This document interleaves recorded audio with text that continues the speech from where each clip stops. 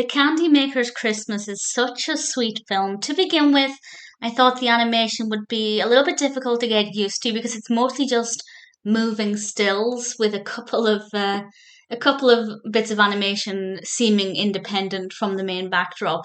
But actually, I kind of quickly forgot that that's what it was, and I really thoroughly enjoyed the softness of the animation, the beauty of the story, and the gorgeous music. This was released originally in 2006, written and directed by David Mead and narrated by Arden Mead. And this tells the story of the origin of the candy cane. Now, when I kind of realized what it was about, I did some Googling, and actually, the origins of the candy cane are a little bit questionable. Some people claim it dates back to this time, others to this time, but there is generally this consensus that it's of German origin, and this is what we get here, this German candy maker who has been given the instruction that he must go to the king's palace on Christmas Eve with a gift for Prince James.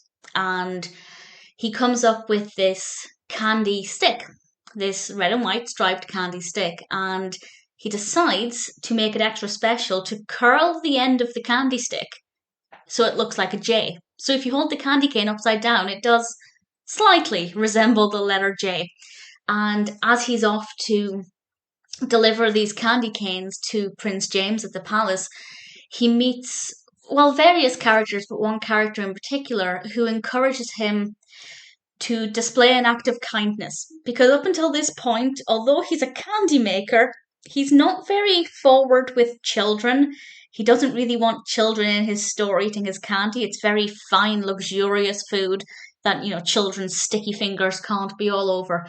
But he goes on a journey, and it's all about kindness and helping others and thinking of others. And it's a beautiful story, and it's really moving. And as I said, the animation was not what I'd expected, but once I got used to it, it was actually it wasn't too bad. And the music is gorgeous. For example, in the background, we have instrumentals of loads of different Christmas songs. Two that really stood out to me. We have the first Noel and a personal favourite, We Three Kings. It's so soft and delicate, and it really goes well with the gentle animation style. The story is really sweet and really moving and also delicious. It made me want a candy cane. If you like soft, heartwarming Christmas animations, I think you'll love The Candy Maker's Christmas. I really found it to be quite delightful, and it made my heart sing, and I'd be very happy to watch it every Christmas. It's not very long.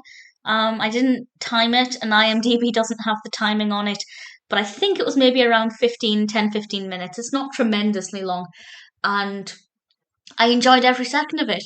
It did take me maybe 2 minutes to get used to the animation style, but once I did, it was really pleasant, and the narration is clear. It's easy to follow. Absolutely, if you have 15-ish minutes to spare and you like Christmas animations, I'd say watching The Candy Maker's Christmas is a pretty good choice.